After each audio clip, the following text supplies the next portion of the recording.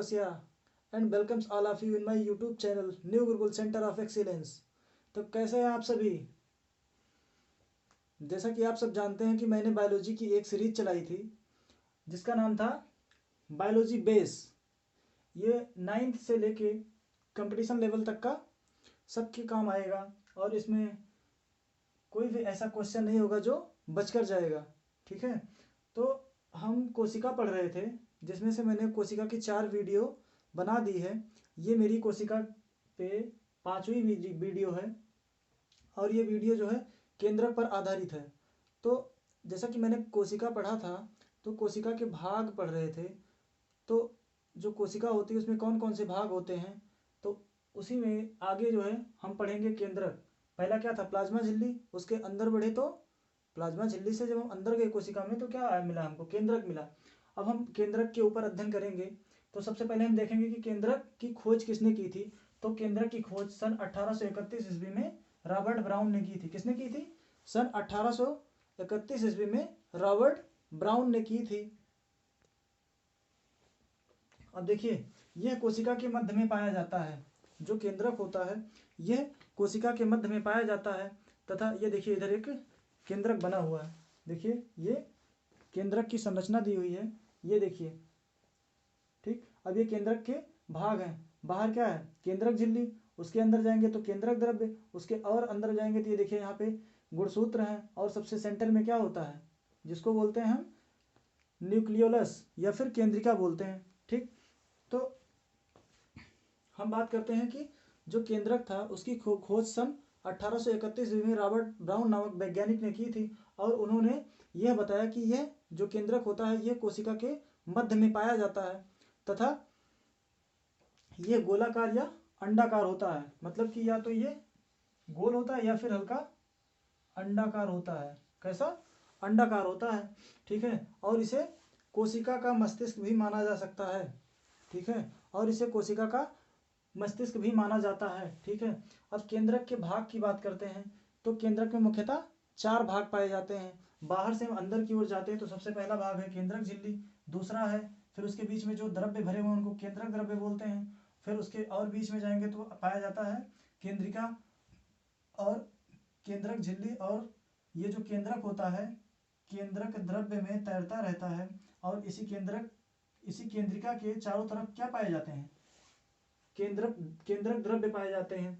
ठीक है, और इसी में गुणसूत्र भी पाया जाता है। ठीक है, तो हम बात करते हैं कि जो केंद्रक झिल्ली होती है वो किस चीज से मिलकर बनी होती है। देखिए इसके 4 भाग कौन कौन से, केंद्रक झिल्ली, केंद्रक द्रव्य, केंद्रक झिल्ली, केंद्रक द्रव्य, केंद्रिका, गुणसूत्र, केंद्रक झिल्ली, केंद्रक द्रव्य, केंद्रिका, गुणसूत्र। ठीक है, तो केंद्रक झिल्ली को बोलते हैं न्यूक्लियर मेम्ब्रेन, केंद्रक द्रव्य को बोलते हैं न्यूक्लियोप्लाज्म, केंद्रिका को बोलते हैं न्यूक्लियोलस और गुणसूत्र को बोलते हैं क्रोमोसोम्स। क्या बोलते हैं? क्रोमोसोम्स। ठीक है, तो केंद्रक झिल्ली की बात करते हैं तो ये किसकी बनी थी, ये वसा और प्रोटीन की बनी होती है। ये वसा और प्रोटीन की बनी होती है। और ये जो झिल्ली होती है ये दोहरी परत की होती है जिसके बीच में क्या भरा रहता है, जिसके बीच में एक तरल पदार्थ भरा होता है।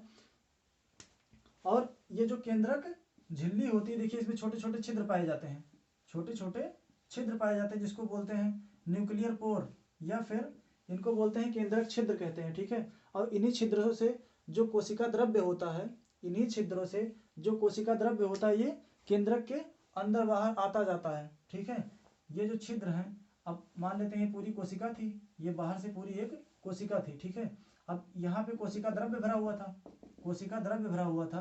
तो जो कोशिका द्रव्य होता है इसी केंद्रक झिल्ली के माध्यम से केंद्रक के अंदर आदान प्रदान करता है।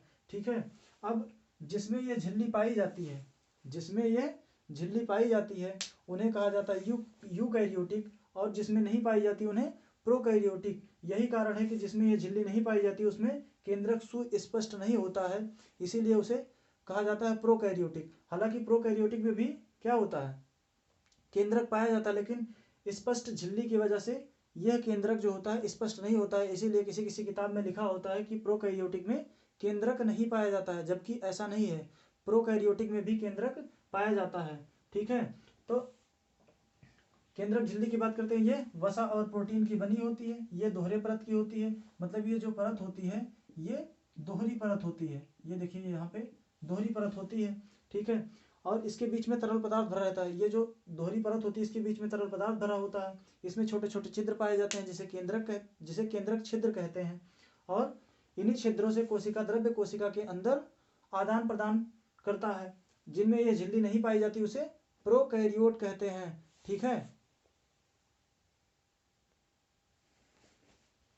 अब हमने जैसा कि केंद्रक झिल्ली के बारे में अध्ययन कर लिया, अब हम बात करते हैं केंद्रक द्रव्य की। देखिए इसमें देखिए ये केंद्रक द्रव्य दिख रहा है ना, तो इसमें हम कह सकते हैं पहला नंबर केंद्रक के अंदर एक गाढ़ा तरल पदार्थ होता है जिसे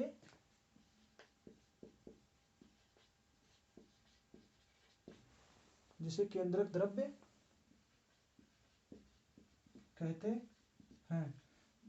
2 नंबर ये अम्लीय होता है, ये अम्लीय होता है। 3 नंबर इसे केंद्रक सैप भी कहा जाता है, इसे केंद्रक सैप भी कहा जाता है। इसी में 4 नंबर इसी में क्या पाए जाते हैं, इसी में केंद्रिका और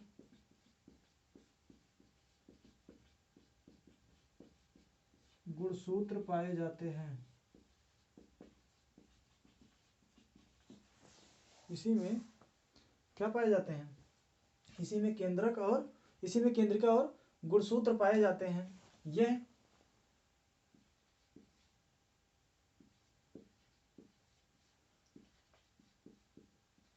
फास्फोरस प्रोटीन और न्यूक्लिक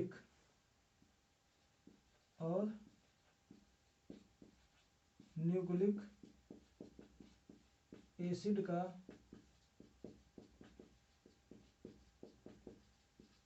बना होता है, ठीक है। तो हम बात करते हैं कि जो केंद्रक द्रव्य होता है वो क्या होता है। तो जैसे हम केंद्रक झिल्ली से अंदर की ओर बढ़ेंगे केंद्रिका की ओर, तो उसमें एक तरल गाढ़ा पदार्थ पाया जाता है। उसमें क्या एक तरल गाढ़ा पदार्थ पाया जाता है जिसे क्या कहा जाता है, जिसे केंद्रक द्रव्य कहा जाता है। इसी केंद्रक द्रव्य में क्या पाया जाता है, गुणसूत्र और केंद्रिका पाई जाती है, ठीक है। और यह अम्लीय होता है, मतलब कि जो केंद्रक द्रव्य होता है वो एसिडिक होता है। और इसमें क्या, इसी में केंद्रिका और गुणसूत्र पाए जाते हैं। इसे केंद्रक सैप भी कहा जाता है। क्या, इसे केंद्रक सैप भी कहा जाता है। और ये इसका निर्माण किस किस चीज से होता है, इसका निर्माण होता है फास्फोरस, प्रोटीन और न्यूक्लिक एसिड से हुआ रहता है। इसका निर्माण फास्फोरस, प्रोटीन और न्यूक्लिक एसिड से हुआ रहता है, ठीक है। तो देखिए एक बार इस फिर चित्र की ओर देखते हैं। ये क्या है, ये पूरा एक केंद्रक है, ठीक है। ये बाहर जो दिख रही है ये केंद्रक झिल्ली है जिसपे छोटे छोटे छिद्र पाए जाते हैं, जिसे केंद्रक छिद्र कहा जाता है। इसी छिद्र से क्या होता है, इसी छिद्र से कोशिका द्रव्य का आदान प्रदान होता है। इसी छिद्र से कोशिका द्रव्य का आदान प्रदान होता है। फिर जब इसके अंदर बढ़ेंगे, इसके अंदर जब पहुंचते हैं तो पाया जाता है क्या, इसके अंदर एक तरल गाढ़ा पदार्थ भरा होता है जिसे बोलते हैं क्या, केंद्रक द्रव्य। और इसी केंद्रक द्रव्य में केंद्रिका तैरती रहती है और इसमें गुणसूत्र भी पाए जाते हैं। और ये जो केंद्रक द्रव्य होता है ये किस से मिलकर बना होता है, ये बना होता है फास्फोरस, न्यूक्लिक एसिड और प्रोटीन, 3 चीज से मिलके बना होता है। अब चूंकि न्यूक्लिक एसिड है तो एसिड से क्या होगा, इसका जो प्रवृत्ति होती है एसिडिक होती है, ठीक है।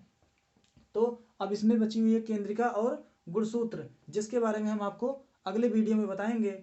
आप लोग कमेंट करके बताइएगा कि ये वीडियो कैसा रहा, ताकि मुझे पता चले कि इसमें कौन कौन सी कमियां हैं। और आप लोग इसका स्क्रीनशॉट जरूर ले लीजिएगा। Thank you.